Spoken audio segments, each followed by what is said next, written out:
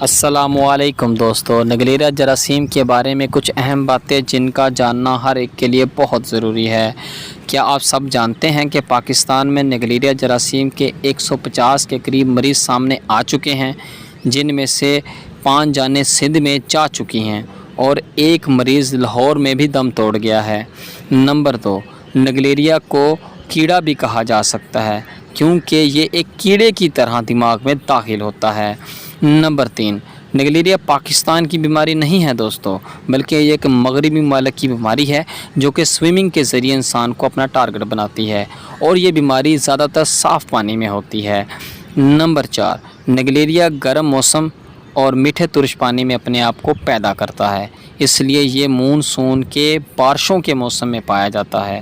Number 5، ماہرین کے مطابق شہریوں کو چاہیے کہ اپنے گھر کی پانی والی ٹینکی میں کلورین ملائیں۔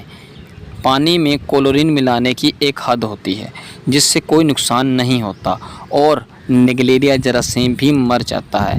کلورین کو پانی میں ملانے کی حد 2 لیٹر پانی میں 1 ملی گرام کلورین مکس کر لیں، اور یا اپنی پانی والی ٹینکی کو کلورین سے اچھی طرح صاف کر لیں۔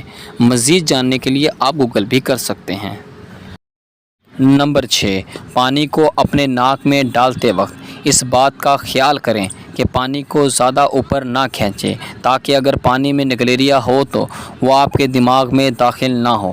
نمبر 7، یاد رکھیے کہ نگلیریا سے بچنے کے صرف 2 طریقے ہیں۔ نمبر 1، نہاتے وقت اپنے پانی میں کلورین مکس کریں، اور دوسرا طریقہ احتیاط ہے جو سب سے بہترین طریقہ ہے۔